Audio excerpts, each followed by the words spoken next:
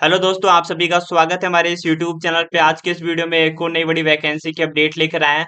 अगर आप भी राजस्थान यूनिवर्सिटी से एलएलबी यानी कि लॉ कॉलेज से अपना यहाँ पे पोस्ट ग्रेजुएट करना चाहते हैं तो इसके एप्लीकेशन फॉर्म भी स्टार्ट हो चुके हैं। इसके क्या क्या एलिजिबिलिटी है, इन सभी के बारे में कंप्लीट डिस्कस करने वाले हैं। और आगे की वीडियो में डिस्कस करेंगे कि आप किस तरीके से इसके अंदर अपना फॉर्म फिलअप कर सकते हैं, क्या एजुकेशन क्वालिफिकेशन है, क्या क्या क्राइटेरिया रखी गई है, इस सभी के बारे में कंप्लीट डिस्कस करने वाले हैं। तो इसके लिए सबसे पहले आपको गूगल पे सर्च करना है यूनिराज।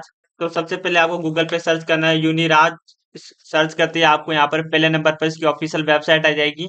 तो जैसे से आप ओपन करेंगे तो जैसे आपको नीचे स्क्रॉल करना है, स्क्रॉल करने के बाद आपको यहाँ पर यूएलटी का ऑप्शन मिल जाएगा। इस पे आपको क्लिक करना है। क्लिक करते ही आप इसकी ऑफिशियल वेबसाइट पे रिडायरेक्ट हो जाएंगे। यहाँ पर यूएलटी का मतलब Rajasthan university law college entrance test है। यहाँ पर आपको इसमें एडमिशन लेने के लिए सबसे पहले एक एंट्रेंस टेस्ट देना होता है। तो इसके रिगार्डिंग कुछ हम सबसे पहले कुछ इम्पोर्टेंट इन्फॉर्मेशन यहाँ पे दी गई है। तो यहाँ पर इससे रिगार्डिंग कुछ यहाँ पे सबसे पहले कुछ इंपॉर्टेंट से यहाँ पे नोटिफिकेशन जारी हुआ है, इससे हम देख लेते हैं। Officially of the conversion ULT university law college central second और यूनिवर्सिटी ऑफ राजस्थान जयपुर। यहाँ पर admission process of admission to LLB 3 year का ये कोर्स होता है। यहाँ पर university law college and university law college center second, यहाँ पे जो सेशन 2024-25 के लिए एडमिशन किए जाएंगे और जो इसका नोटिफिकेशन है वो 10 जून को रिलीज हो गया था, यानी कि मंडे को। और जिसके फॉर्म है आप 11 जून से अप्लाई करना स्टार्ट कर सकते हैं और इसके अंदर आप लास्ट 3 जुलाई तक अप्लाई कर पाएंगे। अप्लाई करने के बाद आपको 4 जुलाई से 5 जुलाई यानी कि 2 दिन का टाइम दिया जाएगा। अगर आपको फॉर्म भरते समय कोई गलती हो गई हो तो आप उसे करेक्ट कर सकते हैं।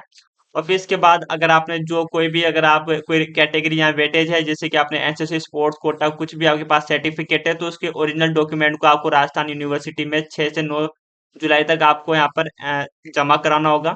तभी आपको उसका फायदा मिलेगा। अदरवाइज अगर आप लास्ट डेट में उसको जमा कराते हैं तो आपको उसका कोई वेटेज नहीं मिलने वाला है। और इसके बाद जो आपकी ऑनलाइन अवेलेबिलिटी जो आपके एडमिट कार्ड है वो 9 जुलाई को आपके एडमिट कार्ड रिलीज कर दिए जाएंगे। और फिर इसके बाद आपके 12 जुलाई को इसका रिटर्न एग्जाम ले लिया जाएगा। और फिर जो इसके आंसर की है वो राजस्थान यूनिवर्सिटी के द्वारा 12 जुलाई को इसका रिलीज कर दिया जाएगा। और फिर इसके बाद जो आपकी डिस्प्ले रिवाइज की है वो 18 जुलाई को दोबारा इसकी ऑफिशियल वेबसाइट पर रिलीज कर दिया जाएगा। और इसके डिक्लेरेशन ऑफ रिजल्ट जो इसका रिजल्ट है वो 20 जुलाई तक इसका कंप्लीट रिजल्ट जारी कर दिया जाएगा, यानी कि 1 महीने में इसका कंप्लीट प्रोसेस हो जाएगा। और फिर उसके बाद आपकी जो मेरिट लिस्ट निकलेगी उसके बाद आपको डॉक्यूमेंट वेरिफिकेशन कराने के बाद इस तरीके से आपका एडमिशन प्रोसेस रहने वाला है। अगर आपको इससे रिलेटेड और भी कोई जानकारी चाहिए तो आप मुझे कमेंट में बता सकते हैं, ताकि उसके बारे में आपको कंप्लीट जानकारी मिल जाएगी। तो चलिए अब बात करते हैं कि अब इसमें आपको फॉर्म किस तरीके से फिल करना है। तो आपको यहाँ पर ऑनलाइन फिल फॉर्म पे क्लिक करना है। क्लिक करते ही आपके सामने कुछ इस तरह का इंटरफेस ओपन हो जाएगा। तो यहाँ पर आपको नेम ऑफ द कैंडिडेट, आपको यहाँ पर अपने कैंडिडेट का नाम, उसके बाद यहाँ पर अपना फादर नेम और उसके बाद अपनी डीओबी को यहाँ पर सेलेक्ट करना है। फिर इसके बाद यहाँ पर आपको डीओबी यानी कि ईयर। फिर इसके बाद आपको यहाँ पर नेक्स्ट पर क्लिक करना है। जैसे आप नेक्स्ट पर क्लिक करेंगे तो आप यहाँ पे स्टेप सेकंड पे पहुंच जाएंगे और यहाँ पर आपको अपना नाम पहले से लिखा हुआ मिल जाएगा। और यहाँ पे कुछ इंस्ट्रक्शन है। जो आपकी पासपोर्ट साइज फोटो है वो 20 KB से लेके 50 KB के बीच में होनी चाहिए और जो आपके हस्ताक्षर है वो 10 KB से लेके 30 KB के बीच में होने चाहिए। उसके बाद आपको यहाँ पर अपना मदर नेम एंटर करना है और उसके बाद अपनी फोटो यहाँ पासपोर्ट साइज फोटो को अपलोड करना है। और फिर इसके बाद यहाँ पर अपने सिग्नेचर को अपलोड करना है इसी तरीके से। जैसे आप इस पर क्लिक करेंगे तो आपके सामने फाइल ओपन हो जाएगा और अपनी फाइल लोकेशन पे क्लिक करके यहाँ पे अपने हस्ताक्षर को सेलेक्ट करना है। इसके बाद ओपन जैसे करेंगे तो ये अपलोड हो जाएगा। आप नेक्स्ट पर क्लिक करेंगे तो ये अपलोड भी हो जाएगा। इस तरीके से यहाँ पे इसका प्रीव्यू आपको देखने को मिलेगा। और फिर इसके बाद यहाँ पर basic detail of the candidate, यहाँ पे जो हमने बेसिक डिटेल्स कुछ फिल करी है वो ऑटोमेटिक यहाँ पे फैच हो जाएगी। और इसके अलावा जो हमने अभी बेसिक डिटेल्स नहीं दी है वो हमें यहाँ पे और फिल करना होगा। जैसे इसके बाद आपको यहाँ पर अपना जेंडर सेलेक्ट करना है, मेल फीमेल। और फिर इसके बाद आपकी मेरिट स्टेटस, जैसे कि यहाँ पे हम अनमेरिड सेलेक्ट करते हैं। और यहाँ पे आपको नेशनलिटी को सेलेक्ट करना है। इसके बाद यहाँ पर आपको अपना 12 डिजिट का आधार नंबर आपको यहाँ पर एंटर करना है। और फिर इसके बाद you are enroll in university of Rajasthan, अगर आप पहले से इनरोल हैं तो आपको यस पे क्लिक करना है, अगर आप अदरवाइज नो पे क्लिक करना है। और इसके बाद आपको यहाँ पर बोनाफाइड स्टेट, अगर आप राजस्थान की निवासी हैं तो आपको यस पे क्लिक करना है, अदरवाइज नो पे क्लिक करना है। अगर आप राजस्थान की निवासी तो आपको यस पे क्लिक करना है। इसके बाद कैंडिडेट कैटेगरीज में आपको यहाँ पर अपनी कैटेगरी को सिलेक्ट करना है। अगर आप जनरल से हैं तो आपको कोई सर्टिफिकेट की आवश्यकता नहीं होती। अगर आप अदर कैटेगरी से फॉर्म भरते हैं तो आपको जाति प्रमाण पत्र इसमें चाहिए होता है। डॉक्यूमेंट वेरिफिकेशन के समय आपको इसका जाति प्रमाण पत्र ओरिजिनल दिखाना पड़ता है। अदरवाइज अगर आप जाति प्रमाण नहीं दिखाते हो तो आपका एडमिशन कैंसिल भी हो सकता है। अगर आपके पास जाति प्रमाण पत्र है तो ये आप इसके अंदर अपनी कैटेगरी सेलेक्ट करिए। अगर आपके पास जाति प्रमाण पत्र नहीं है तो आप यहाँ से जनरल से भी फॉर्म भर सकते हैं। अगर आप विकलांग है तो आपको यस पे क्लिक करना है, अगर आप विकलांग नहीं है तो आपको नो पे क्लिक करना है। और इसके बाद टाइप ऑफ डिसेबिलिटी, तो ये ओनली डिसेबल हो जाएगा। अगर आप यस पे क्लिक करेंगे तो ये इनेबल हो जाएगा। फिर इसके बाद आपको यहाँ पर परमानेंट एड्रेस यहाँ पर ऑप्शन मिल जाएगा, तो यहाँ पर आपको यहाँ पर एड्रेस में अपना एड्रेस को फिल करना होगा।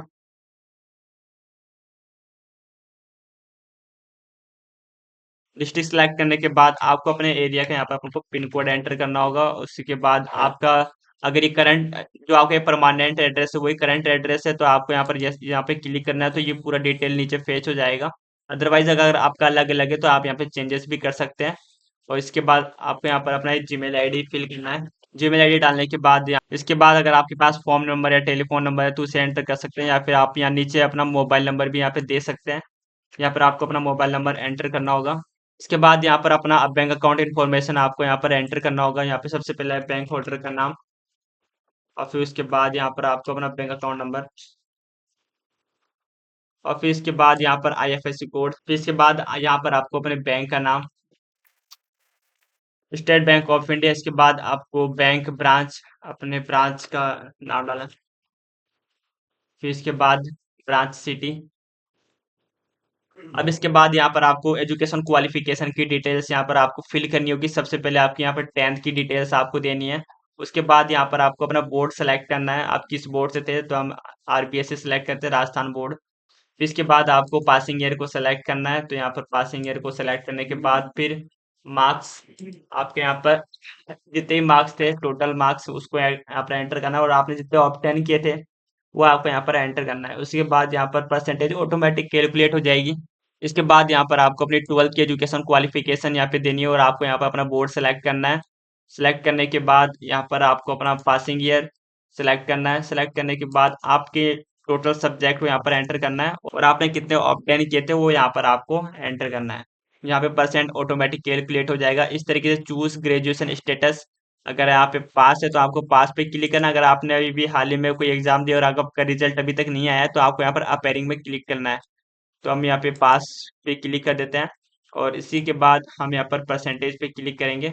पर आपको यहाँ पर कोर्स और स्ट्रीम, यहाँ पर आपको अपना कोर्स सेलेक्ट करना है, तो हमने बीसीएस किया है। बोर्ड और यूनिवर्सिटी, तो हमने आरयू राजस्थान यूनिवर्सिटी से किया है, तो राजस्थान यूनिवर्सिटी। इस तरीके से फिर आपको चूज ग्रेजुएशन रिजल्ट स्कीम, फिर आपको यहाँ पर आपने किस ईयर में पास किया था वो, फिर इसके बाद आपको यहाँ पर टोटल कितने मार्क्स थे और आपने कितने ऑब्टेन किए थे वो आपको यहाँ पर फिल करना है। इसके बाद यहाँ पर ऑटोमेटिक परसेंट कैलकुलेट हो जाएगी। इस तरीके से अगर आपने पोस्ट ग्रेजुएट कर रखा है तो आपको यहाँ पर सिलेक्ट करना है, अगर आपने कर रखा है या फिर नॉट एप्लीकेबल आपको यहाँ पर सिलेक्ट करना है। इस तरीके से फिर इसके बाद अगर आपने कोई और कोर्स किया है तो वो भी आप यहाँ पे फिल कर सकते हैं, या फिर आप इन्हें खाली भी छोड़ सकते हैं। इसके बाद आपको नीचे I if read carefully above declaration, आपको यहाँ पर चेक मार्क पे क्लिक करना है। इन सभी कंप्लीट डिटेल्स को आपको दोबारा रिव्यू करना है। इसके बाद आपको सेव एंड प्रोसीड पर क्लिक करना है। क्लिक करते ही आप नेक्स्ट पेज पर रिडायरेक्ट हो जाएंगे। यहाँ पर आपको जनरल कैंडिडेट, यहाँ पे आपको अपनी पर्सनल डिटेल्स दिख जाएगी, अपना खुद का नाम और मदर नेम और जनरल कैटेगरी फादर नेम, और यहाँ पर आपको चालान नंबर मिल जाएगा। तो सबसे पहले आपको चालान नंबर को कॉपी करना है, या फिर आप इसका स्क्रीनशॉट लेके रख लेना, क्योंकि ये चालान नंबर आपको बाद में काम आने वाला है। इसके बाद select document type of upload, 10th की मार्कशीट अपलोड करना चाहता है। इसके बाद आपको यहाँ पर चूज पे क्लिक करना है। इसी के बाद आपको यहाँ पर 10th की मार्कशीट आपको अपलोड कर देनी है। अपलोड करने के बाद अपलोड डॉक्यूमेंट पे क्लिक करेंगे तो ये आपका डॉक्यूमेंट अपलोड हो जाएगा। फिर इसके बाद आपको यहाँ पर 12th की मार्कशीट भी अपलोड करनी है, फिर आपको दोबारा पे चूज पे क्लिक करना है। फिर इस तरीके से आपको दोबारा यहाँ पर 12th की मार्कशीट भी अपलोड करनी है। अपलोड करने के बाद दोबारा अपलोड पे क्लिक करना है। क्लिक करने के बाद ये भी सक्सेसफुली अपलोड हो जाएगा। और इस तरीके से आपको दोबारा एक लास्ट अपने यूजी का मार्कशीट अपलोड करना है। अगर आपने वहाँ पे अपेयरिंग सेलेक्ट किया होगा तो आपको ये यूजी मार्कशीट नहीं मांगेगा। अगर आपने पास लिखा है तो आपसे ये मांगा जाएगा। उसके बाद आपको अपने यूजी का एडमिशन अपलोड करने के बाद आपको अपलोड डॉक्यूमेंट पे क्लिक करना है। क्लिक करने के बाद ये तीनों डॉक्यूमेंट अपलोड हो जाएंगे। इस तरीके से आपको click head to payment, payment का ऑप्शन मिल जाएगा। आप जैसे इस पे क्लिक करेंगे तो आप पेमेंट वाले ऑप्शन पर रिडायरेक्ट हो जाएंगे। तो आप यहाँ पे देख सकते हैं कि हमारा चालान यहाँ पर आ चुका है, तो ये वैलिड अप टू 3 जुलाई। तो यहाँ पर चालान नंबर और यहाँ पे यूएलिटी टोटल फीस 1400 रुपये एप्लीकेशन फीस लगेगी। तो इन सभी कंप्लीट डिटेल्स को वेरीफाई करने के बाद आपको यहाँ पर मैक पेमेंट पर क्लिक करना है। जैसे आप इस पर क्लिक करेंगे तो आप इसके पेमेंट वाले गेटवे वाले पेज पर ही डायरेक्ट हो जाएंगे और आपको आपके सामने कुछ इस तरह का इंटरफेस दिखाई देगा। फिर इसके बाद आपको यहाँ पर पेमेंट के लिए 4 ऑप्शन मिल जाएंगे, net banking, debit card, credit card, UPI. तो अगर आप यहाँ पे अपना पेमेंट अगर यूपीआई से करना चाहते हैं तो यूपीआई पे क्लिक करेंगे और आपको यहाँ पर अपनी यूपीआई वेरीफाई करानी है, या फिर आप यहाँ पर क्यूआर कोड भी जनरेट कर सकते हैं। क्यूआर कोड वाले ऑप्शन पे क्लिक करने के बाद आपको प्रोसीड पर क्लिक करना है।